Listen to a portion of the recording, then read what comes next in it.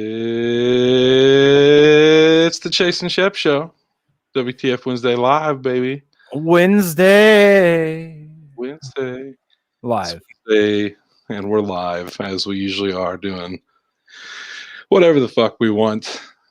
Usually because we don't know what the fuck We want. Yeah, we usually don't know on Wednesdays. Such is the case today. Although this is the second time this week we've started a show with like a 30-minute conversation about superheroes. So it's whatever the fuck we want. So I feel like we should keep rolling with it. Yeah, I mean, I feel like you're far enough into the marathon that we could talk on the Infinity Saga as a whole. a whole lot. Yeah, a whole lot of it. Because that's, like I said, I actually came across it not too long ago. I did a marathon of the MCU prior to Black Panther. I was keeping notes, like on all the movies and the connections and the stuff like that. I'm telling you, one of these days I'll be able to write a book on all the useless knowledge I know of the MCU. They've got a good way of introducing characters, man. That's what I'm noticing lately, because I'm at like I said, the Civil War introduced. I'm trying to think on what you were saying there about characters always being introduced in the sequels and stuff. Like, yeah, and like I said, they kind of did. Solo movie. Well, see, even they're kind of like, if you look at the newer ones that they did, they kind of still kept doing that. And Ant-Man 2 is Ant-Man and the Wasp. Mm-hmm. You know, in Doctor Strange 2, there's a lot of rumored characters, new ones, to pop up. Yeah. So I think overall they kind of do that. I mean, I guess Spider-Man 2. Well, I think would be your only one nod. I think it kind of falls apart a little bit because really all over the place. Like sometimes, like Iron Man 3, I don't think Iron Man 3 introduced anybody. No. Really. Iron Man 3 was solo dolo.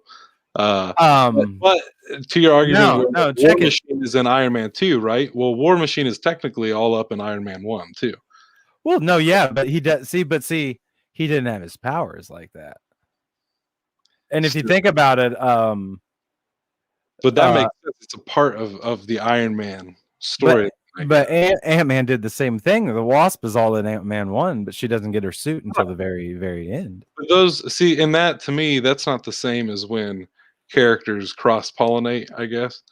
Because, like, to me, that cross-pollination is something like Ant-Man and then Falcon shows up in that one scene in Ant-Man. That's when I'm like, oh, shit, okay, we're jumping over into one another,'s yeah, to me that's your universe is so big that we can't, unless we can't argue that, like well, unless like you got like the Shang-Chi, which is going to take place in probably some remote, way not American place. Mm-hmm. That makes sense because all of the Avengers are pretty much US based. Like that's a big theme throughout the MCU is that they're US asset things, and they're going off on their own. But playing on that, I'd like to say though that the third movies of characters seem to be when they lose everything. If you think Iron Man 3, his whole house blew up. Right. So Civil War, he lost the Avengers. He lost his friendship with Tony. Ragnarok, he lost his fucking hammer. Fucking everything. Yeah, Asgard. Yeah, everything. So literally a few moments after that, he loses everything else. Like literally fucking a few minutes after the fact. Yeah. So like if you really think about it, like they have little themes throughout everything that kind of flow in with each other in different ways. Is there anybody else that's gotten a third yet? No. I guess everybody else is on deck. Everybody else is getting ready. There's a few threes coming up. Guardians, Ant-Man. Although I don't see them taking a whole lot away from Ant-Man in this third go, or Guardians for that matter, just because I feel like number 2 kind of did that for Guardians. Took a lot away from a lot of people there. And see, even then in Guardians 2, they introduced the antenna lady. Yep, Mantis jumps in. But again, that's to me, that's just growing. within their own universe. That's not like That's that, cross-pollinate. but that's also the Thor 2 route that they did of Yondu kind of being a villain type of character in the first one. And then by the second one, now he's teaming up and he's a big part. And by the end of it, you're like, when he dies, which also plays on like Loki dies in Thor 2, Yeah, I hear you. it's a jerk moment. Like, you know what I mean? When Well, Loki.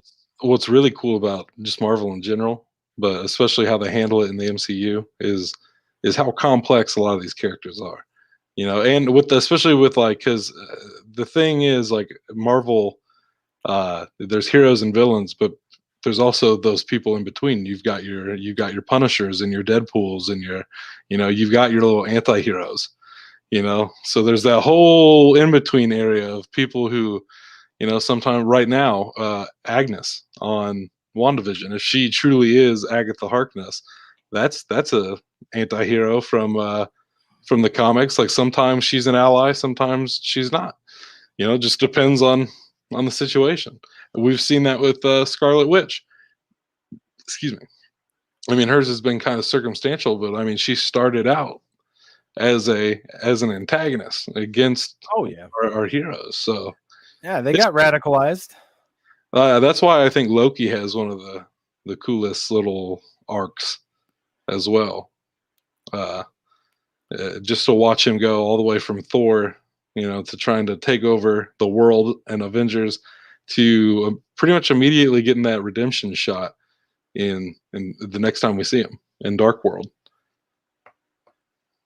Yeah, but he's like a roller coaster, because then if you don't recall, like at the end of Dark World, he's the one sitting on the throne. Oh yeah. Because that's how Thor 3 starts, and Thor sees right through that shit. And to Loki's credit, he didn't necessarily do anything like too like terrible in his time on the throne. Like he was just kind of soaking up the sun, if you will. But other than that, he was just being shifty Loki as usual. He is one you have to keep an eye on, because that's what that kept happening in Thor Ragnarok. There's a lot of that back and forth still, where it's like, oh brother, like I want to trust you, but you did. There's even a moment like later in the movie where Thor's just like, I knew you were gonna fucking do this, so I'm double crossing you before you can double cross me, right? And so it's just like around and around we go. But I think that's my next one up that I got on my watch list for the timeline. I think so, because I think I think all I've got left, because like I said, I finished Doctor Strange last night. So I think all I've got left is Ragnarok, and then Ant-Man Wasp, and then Infinity and Endgame. Nice. And then Spidey. I didn't play those ones into it. Oh, just because they're not on Disney Plus. Because they're not on the Plus, so I don't know really where I'd have to, they should be on my Vudu, if you still have the login for that. I don't. You'd have to send it to me, because I'd like to say I'd have to probably watch Spider-Man now. I think would be the timeline, right? It would be, yeah. It would be right after Civil War. Yeah. Actually, well, yeah. Homecoming. Yep, that's right after Civil War. And then obviously, Far From Home would take place after WandaVision, they say. Right. Because that's one thing I did see. Somebody did confirm that.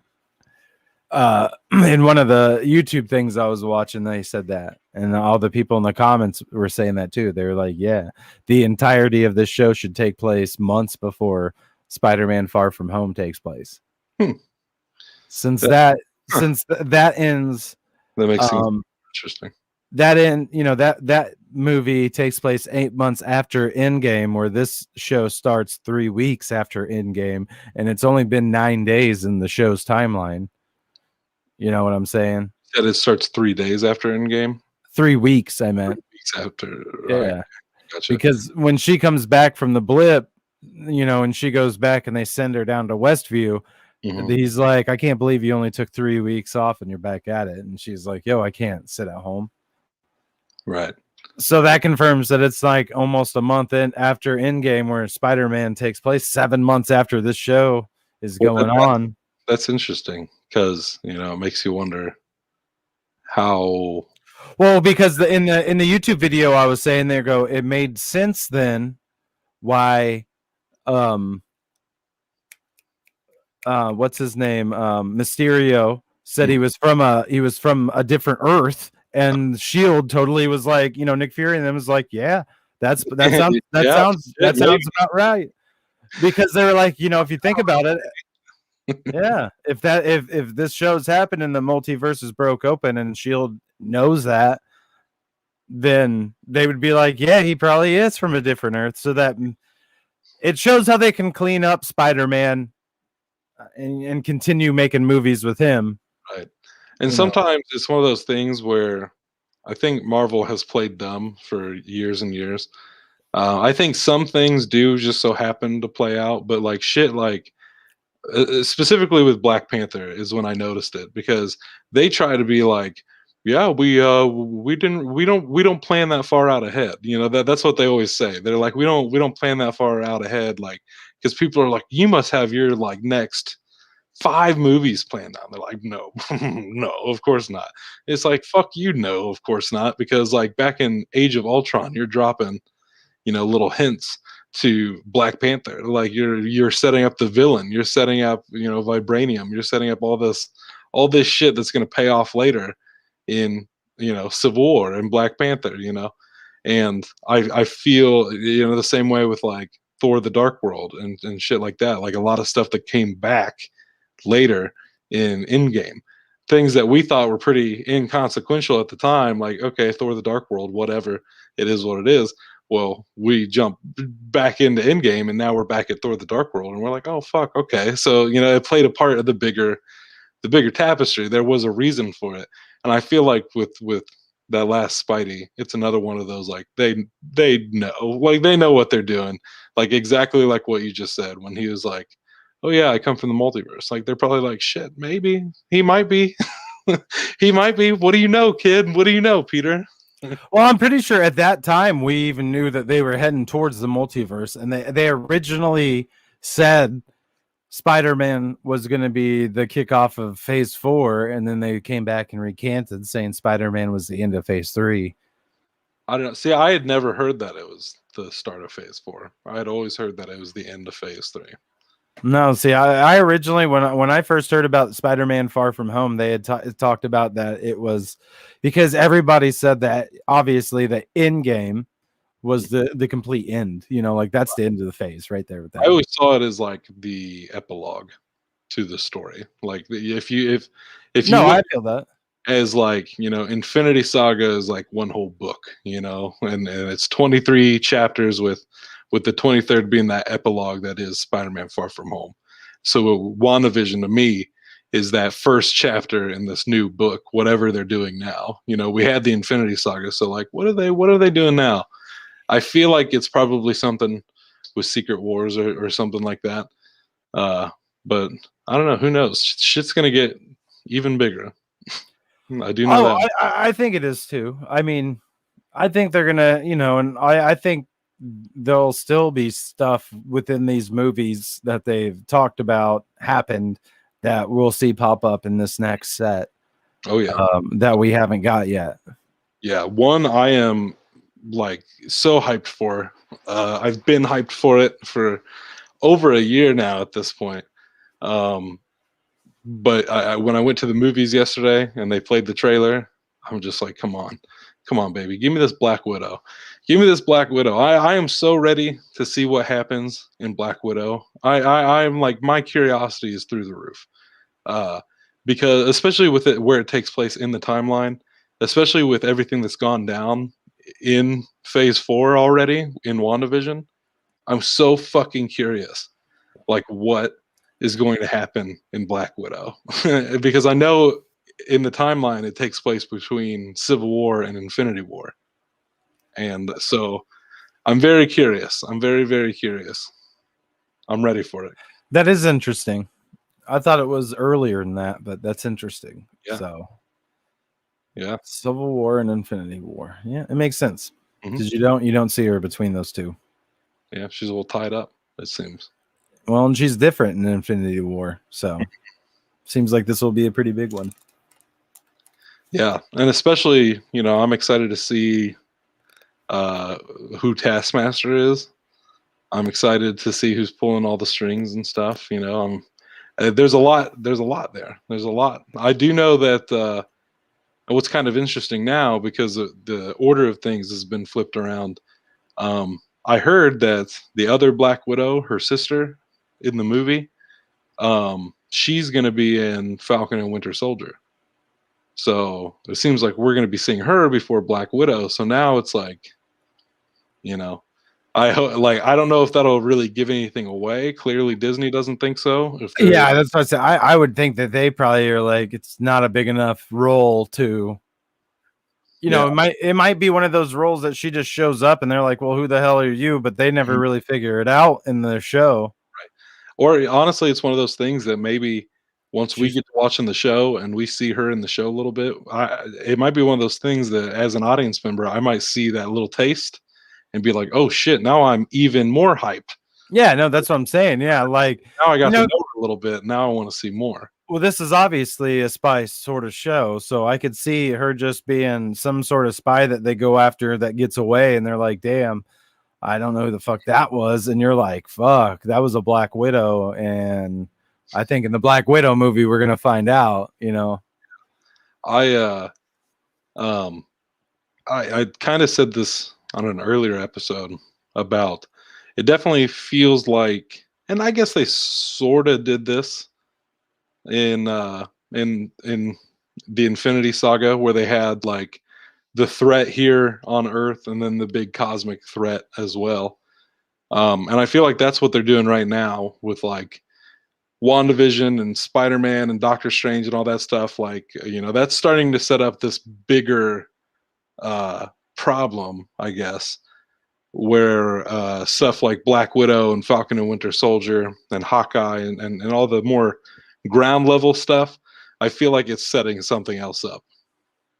They're all Oh yeah, sowing seeds to the bigger picture for sure. I still think the Thunderbolts are on their way.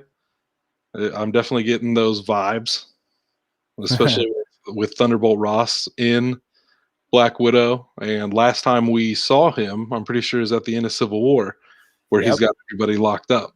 yep. So it's definitely within the realm of possibility. And like I said before, uh, we've been talking on how great Civil War is, and it really is. Like Civil War is definitely in my top 5 MCU movies. And almost a lot of that has to do with Zemo, like as a villain. Like he was just so unique. I felt like as a superhero movie villain, I just felt like it was refreshing. Like something about not seeing them go toe to toe and like beat the shit out of each other. Like there's that's fun and everything. There's some epic moments to be had there, like when they fight Thanos and stuff. But that mind game, that mental, like we said, he probably got the closest out of anybody He did. to tearing these fucking heroes apart. Like, They I think he them did. to their core. I Yeah, I feel like he most certainly succeeded. Yeah, I think he's out of all the, like, I think, obviously in Infinity War we got a decisive, completely decisive winner, in Thanos as our first villain, but I think Zemo was really truly the first villain that won, Definitely. because he tore the whole. I mean, and that's one thing I like about that movie is that they're all aware and know exactly where this shit is gonna head. And then they keep saying that the whole time. They're like, man, are you ready to do this? Mm-hmm. And they're like, well, it has to happen. They're all ready to die for what they believe in. But like, I don't know. It's a, as an overall fucking thing, it's crazy just to witness again in its entirety, in its whole, to see Tony Stark going from being like, I ain't giving the government none of my suits, Yeah, right. to signing up with the government, like, yeah, we got to do this. Yeah. This should be done. And then, yeah, like Zemo, I'm more excited in this new phase to start getting these new ones like Shang-Chi. I'm excited to watch that and the Eternals. I'm definitely excited for the new batch. All of the new characters we're going to be getting. That's why, like right now with WandaVision, it's nice that in Phase 4, a lot of smaller characters from the initial series are getting a little more time to shine, which is nice. But already, like I'm very interested to see where Monica Rambeau's story goes and stuff. Like, because I know she's a new hero, like Tommy and Billy. I'm like, where's this going? Like all these new characters that are being dropped in. Oh yeah. I definitely see them setting up just because of the dude in WandaVision being seeming like he doesn't like superheroes and shit, and going that X-Men route of having like people who are super against like super The people. heroes. Oh Uh, yeah. because that kind of paired with Zemo being like, I'm not done. Like I still got work to do after everything that happened. Like, because it's if you kind of put the two things together, it's very possible that like the snap could have just pushed Zemo the rest of the way. Like maybe he was like okay, but the snap was like something where similar to that other guy, he's like kind of fucked him up a little bit being around. Maybe he wasn't snapped out of existence. Maybe he was. Who knows? I think that might be what happens. You know what I'm saying? Because you got to think at the end of Civil War, he's in the little case that they kept Winter Soldier in, locked up. Right. So I feel like either he gets snapped and they're like, well, he's gone, so fuck it, let's put everything up. And then once he, the blip happens, he comes back. Because I think that might be something that we see happen. Yeah, definitely. Because I don't think we're done seeing with some of these villains too, though. I think that might be an easy way to explain some of these villains just popping back up out of nowhere. Because it's like, well, I got blipped out of existence, and when I came back, I blipped back in 100 miles past where I was supposed to go, or something. You know what I mean? just little things. I definitely don't think we've seen all the blip has to offer. I think there will be more blip action to be had.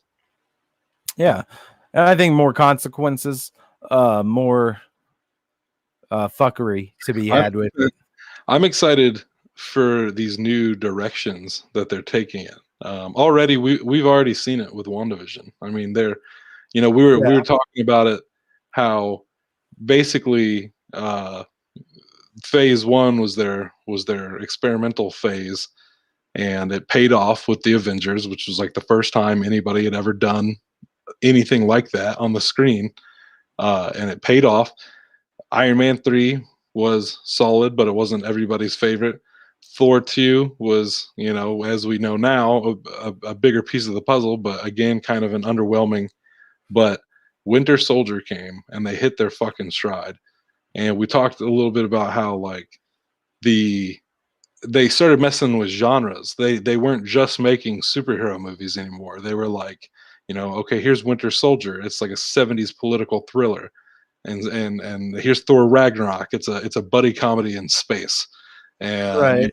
and all of these, like, just throwing all like this new mix, and I see that they're definitely going to embrace that even more in this new phase, clearly with WandaVision and how weird they're willing to get from the jump. um it makes me, because you said you just watched Doctor Strange, and like every time I watch Doctor Strange, that's a Marvel movie that I have to like. I try to make myself like it more than I actually do. I'm very underwhelmed by that movie. Like that to me is up there with like the first Thor movie, where it's just kind of underwhelming. Like it's just like, I get it, it's a necessary evil. Like here, and that's not to say there's not cool shit in it.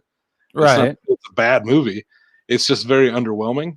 Like I feel like, especially when you see things like Thor's story arc and Tony's story arc, and you get to watch these people go from arrogant assholes to the heroes they become. Whereas Doctor Strange starts his movie as an arrogant asshole, and ends his movie as like less of an arrogant asshole, but with magic. You know what I mean? And then like the next time we see him, he's just Sorcerer Supreme. And so I'm looking forward to Doctor Strange too. Like I'm looking forward to them dabbling a little more into like some of the supernatural stuff in the Yeah. MCU because they're definitely starting to head that direction with that and Blade. So I'm hyped. I'm hyped. Yeah, no, I am too. I'm hyped to see that. I'm hyped to get Quantum with Ant-Man and them, see more of the quantum realm and shit I'm like that. hyped for Kang the Conqueror Yeah. too. Yeah. That'd be That'll pretty dope.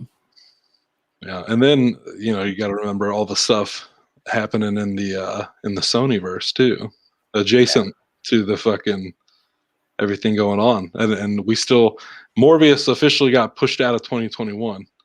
Oh, really? I didn't see that. I believe, if I'm not mistaken, it got pushed to February of next year. That's fucked up. let me check, because I saw that and yeah, expected January 21st, 2022.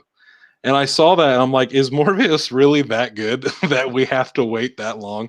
Like, no shit. But again, as far as like the timeline of things goes, clearly they don't feel like it's necessary to have that out before Spider-Man 3.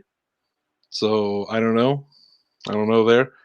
Uh Venom 2, however, is still supposed to drop before Cool. before Spider-Man 3. So we still got that to look forward to this year. Nice. Other Yeah. than that, oh yeah, no, because I know we talked when we were talking the release schedule for all this stuff, like on our first Super Saturday. Uh, not a lot of DC. I guess there's like two things: the Yeah. Justice League and the Suicide Squad.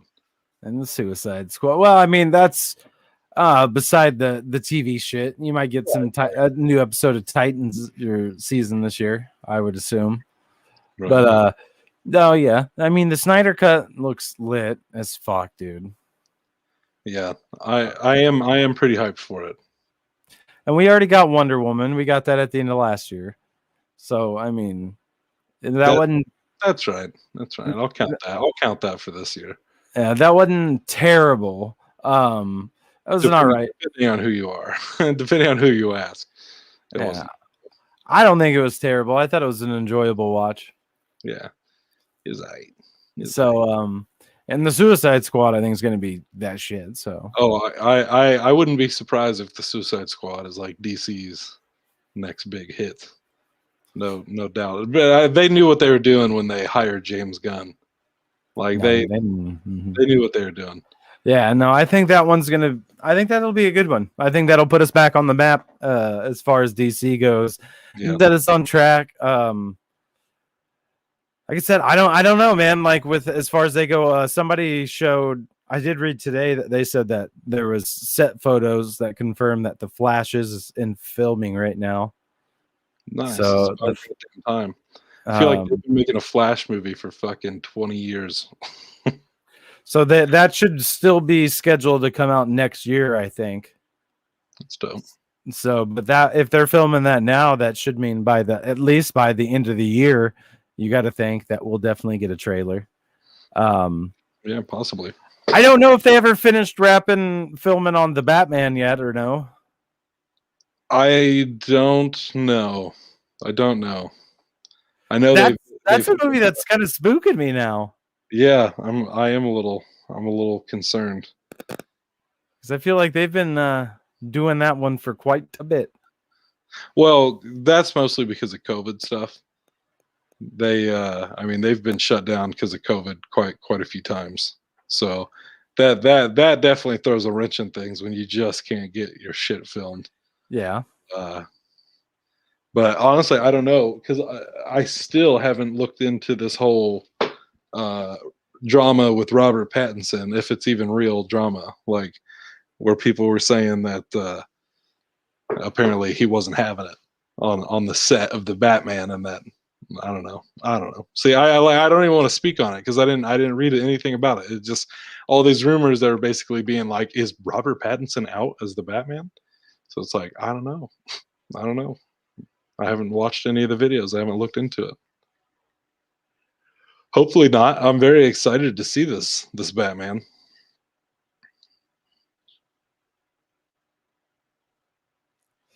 I don't know. That one was from like, they're all from like 2020.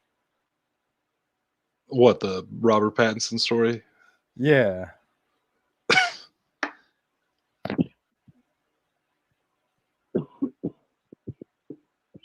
Yeah, that I see. I don't see nothing recent. Yeah, I mean that's why people on YouTube always fucking seem to like to bring it up. I feel like I see it on the old tubes a lot.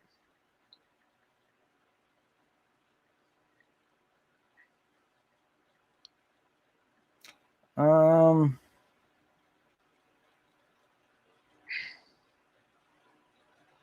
I gotta say I'm pretty hyped for Halloween this year because I'm definitely feeling that Vision costume. it looks that would be easy to make. So this one's from February 2nd of this year, and Oh, it said that the Batman experienced a halt in production after Robert Patterson tested positive for COVID-19.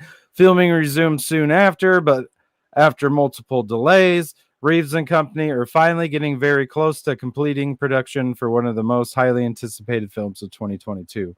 And that was at the beginning of this month. yeah. So yeah, it looks like they're getting close to finishing up filming finally for it. It should be great. So, That's what I'm very hyped for. so Phil and I were talking about some of our favorite lines in the MCU the other day, and not just like our favorite lines, but lines that just hit us to our core, that just like really resonated with us. And the very first line comes from Iron Man, at the very end of Iron Man, and this line was said, and it blew me away. Phil and I were so taken with this, we thought it was the funniest fucking thing in the world. Is at the end when Obadiah Stane is yelling at this guy about the arc reactor, and he's like, Tony Stark made it in a cave with a box of scraps, and this guy, cool as a cucumber, just looks at him and goes, well, I'm not Tony Stark. And we were like, damn, this guy is a legend. He's an MCU legend in our eyes. So I will be damned if 22 movies later, that same character, that character that we just thought had a really great line in Iron Man, turns out to be a fucking side villain in Far From Home. They bring him back in Far From Home. And I was like, they had to. They had to. Nobody gets a line that fucking good and doesn't get to come back later, as a disgruntled employee. Like, I'm not Tony Stark, motherfucker. That hit me to my core. That's something I love. If I'm ever being, you know, hassled by somebody in life and they're like, man, well, why don't you do this? Somebody else can do this, blah, blah, blah. Always hit them with the, well, I'm not Tony Stark. Yeah. I'm not Tony Stark. But the other one that we really felt similar to that one was that WandaVision the other day where Vision, stop lying to me. It's like, yeah, we felt that one too. It's just like, girl, don't lie to me. I know you're lying to me. Just don't lie to me. Just say, here I am. I'm asking you what the issue is. Don't lie to me, damn it. Because then Vision has to suit up and go fucking bust this bitch lying in the next episode, because he knows damn well this bitch is lying, and he goes out to prove it in the next episode. So that line, we really felt that one too. It really, really stuck with us. Stop lying to me. The one that always stuck with me is in the Civil War at the very end, whenever Captain America's laying there on the ground and he's like, he's my friend, Tony. And it shows Iron Man and he's like, I thought I was too, or something like that. Yeah. Yeah. I was too. And it's like, damn, that's the one that always like. That one, yeah. Because it's like, yeah, I mean. Yeah, what are you going to do? Got points all around here. Sticky situation. And that's why Zemo is top dog in my opinion. I don't know. I don't know. I really don't know who to give it to, Zemo or Thanos. Like on a level of Thanos gets it all day for me, bro.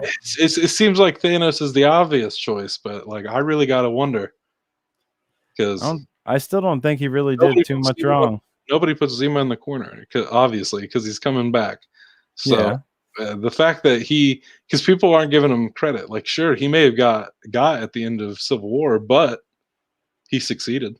Like he still won. Like Infinity War was not the first time that the Avengers lost. Yeah, the only time he lost was when he tried to shoot himself, and Black Panther was like, "Fuck nah." Yeah, I don't fucking think so. Yeah, honestly, that shit was cold. I thought that was pretty rad. Like when he like won't let him have the satisfaction. I'm like, good for you, T'Challa. That's that shit. That was I just watched that one last night. That was a good one, Black Panther. I'm gonna have to. I'm really excited to rewatch Black Panther again. It's been a while.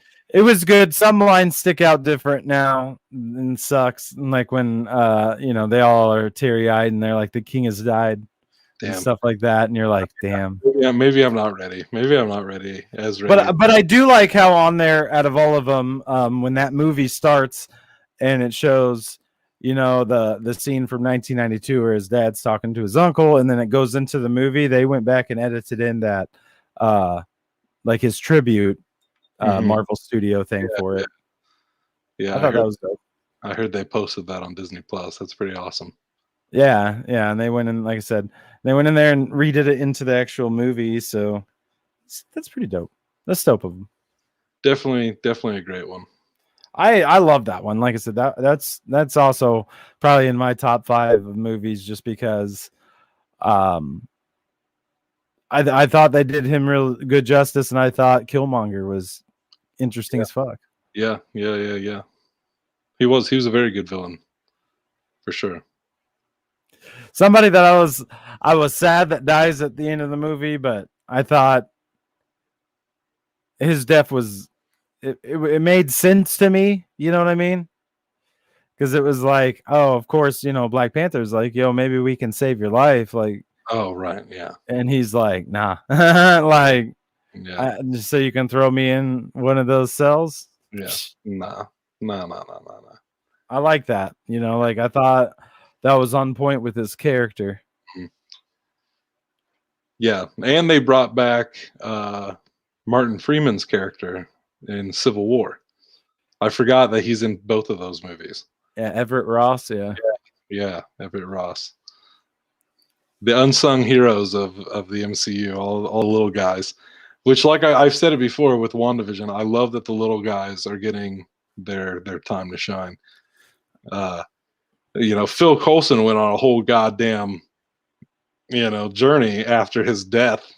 So once he exited stage right on the Avengers, and he got to fucking come back. They let him come back for Captain Marvel. So can't hate on that. Phil Coulson, he's that dude. He really is. If for those people who didn't fall out of Agents of S.H.I.E.L.D., Phil Coulson is that dude. He took one for the Avengers. He took one for the team. Honestly, Earth would not be saved right now. Earth would not have its mightiest heroes if it wasn't for Phil Coulson's sacrifice. But if you watch it in the timeline order, he's always just at the beginning. Then you don't think he comes back because he's, Captain Marvel's the second fucking movie you watch. Right. Yeah. He. So when you see him in Iron Man, you're like, I know why you're here. I think. Which is what's upsetting to me is that obviously he had a role to play, but I hate that they never let the Avengers know. Like I hate that never happened in all of Agents of S.H.I.E.L.D. I still need to see like the last like 2 seasons, I think, but still, in all that time, like with everything that goes down, like concurrently with that show, with like the Winter Soldier stuff and the Hydra stuff, like at no point, plenty of opportunities. You know what I mean? Like plenty of opportunities to be like, hey, Tony, hey, Cap, Phil's alive. Phil's fine, by the way. He's been working, S.H.I.E.L.D. missions for fucking years. But he's golden. He's good. Like you couldn't have let them have it. Like they literally broke apart anyways. You know what I mean? Like there was a lot of different moments where you had the opportunity to be like, by the way, By the We way, did lie. We did lie about this. Like, you had opportunities to get it off your chest, and they didn't. And I feel like that's a big failure. well, I I feel like even fucking Nick Fury faked his own death and then came back like, I'm not dead, but I faked it. exactly, and I was like, you can't even give Phil his moment to be like, oh, by the way, I too am alive. Like, By the way, I still want you to sign those trading cards, please. They've been especially with I know everybody's big thing with Agents of Shield is that they would like to see Quake come over to the MCU, like, and play with the big boys, which, like, I can dig that, like, that's fine. But like that would be a good way. Like if Quake comes and is like with the big Avengers, she can be like, oh yeah, like, Phil Coulson, he's that dude. Oh, and he lied to you. He's been perfectly alive for years. So he's watched it all. yeah, and then she'll be like, all of these things happen. The Avengers is like, it's weird that we don't know about any of this, right? Like this is a lot of shit going on under our noses. But honestly, it's one of those things that just goes to show Avengers can't get to everything. Like that's why even in the comics, like when you think about it, there's a fucking hero like per square foot. Like there's there's somebody somewhere. I mean, we had fucking Great Lakes Avengers. Right. We've got all of our little Midwest superheroes and shit like that. Like on every fucking coast, we got Avengers. Around the world, we got Avengers. So it's one of those things that it kind of makes sense that a lot of shit would probably go on unbeknownst to the main Avengers. They're like, this is below our pay grade. Right. No matter how close to the world ending it gets, you guys can handle this. It's below our pay grade. I mean, that's what I'd be like. Once they all fail, then I'll come in. Which, again, another failure that doesn't really make a lot of sense to me. One of the few like failures in Marvel's like little thing, and the way that they've managed to sidestep it is beautiful. Is Inhumans, like the way they were setting up the Inhumans within Agents of Shield. Like I was with it. I was very excited with how they were rolling with all that. And then the Inhuman show came out, and it's like, what the fuck is this then? Because they tried to make it sound like, because at one point Inhumans was going to be a movie, Right. and then that kind of devolved into what we ended up getting, and now like Marvel's written it off completely. They're just like, what Inhumans? It's like, yeah, you can watch it on Disney Plus, but like it's like the bastard child of Marvel right now. Like they just we don't talk about the Inhumans. But it's I kind of never watched it. it's too bad because like all of season 2 of Agents of Shield like was really going in on the Inhumans storyline, and it was a great storyline, and especially with the way Inhumans factor into the comics so much. So now I feel like they're flip flopping everything in the MCU because they didn't have mutants. So Inhumans were their mutants originally. So they started doing all these storylines kind of based around that idea. Whereas in the comics, Miss Marvel is an Inhuman, you know? Right. Uh, but I think now she's going to be a mutant. Like they're going to be like, oh, she was hit with Wanda's little cosmic radiation shit, and now she's Miss Marvel. It's like, oh, okay. I'm sure that's going to be something like that. It's got to. Oh, definitely. I'm stoked. 3 more weeks. 3 more weeks of this. I'm just mad that tomorrow's not Friday. Like, Yeah. honestly, Thursdays lately have just been. I'm just so ready to get them over with. I'm just like, I'm just ready to wake up on Friday morning and watch WandaVision. See what the fuck is going on. What the hell is What happening? the hell is going on in Westview? Yeah, I always want to wake up early, but I just never can. My thing is, I've been getting up like 6 o'clock on the dot, like every day the past few days. Like I'll go to sleep at whatever time, and I'll wake up and I'll check the clock, and if it's not 6 a.m., it's like 5:55, somewhere around there. I'm just like, damn, what's going on? What's going on? my internal clock for some reason. What up, world? But hey, man, it helps me get to that WandaVision. For me, it's easier because there are some nights where I think I'm feeling squirrely, and I'm like, ooh, I'm gonna stay up and I'm gonna watch it when it drops at 2 o'clock in the morning. Nah, it literally never happens. I get to like midnight and I'm like, I'm done. I'm done because I got to wait the 2 hours and then watch it for like 30 minutes to an hour. And I ain't trying to do that. So depends on how lit it gets. I might do it here towards the end. Yeah, true. Maybe that last night I might stay up and binge the show all the way up till the last episode. I don't know if I can do that, but like I said, I would love to. Why wouldn't you be able to do that? It should be lickety split. That's just a few hours. I gotta work still, man. You don't need to work. It's what, Thursday night going into Friday morning. Fridays are my tough day at work, so that's what always sucks. This one's gonna be a little tougher. Or maybe it'll be the best goddamn day of work you ever have, getting to ride off of that wave. But you know what though? There's something kind of enjoyable about me waking up in the morning and watching it and texting you about it and then waiting for you to get off work and watching it in the evening so that we can talk about it. Right. It becomes an all day thing at that point. At that point, I just get to be hype about it all day because then we get to end the day talking about it on Friday night reviews. Right. So it's just all day WandaVision hype. WandaVision. And then it's going to be Falcon and Winter Soldier hype. I can't. I'm hype. I'm really hyped for that one. I could cry. Just the fact that it's just literal weekly Marvel content. I'm thrilled. Take note, DC. You could be here. I was actually going to say earlier, that is why, like, you know, DC has a long way to go. DC has a long way to go before they could successfully make weekly content like Marvel is right now. I think it says a lot about Marvel, the fact that they can release content on a weekly basis and still be that shit. You know what I mean? Still be that shit. DC is a long way away. Very long way away. Very, very long way away.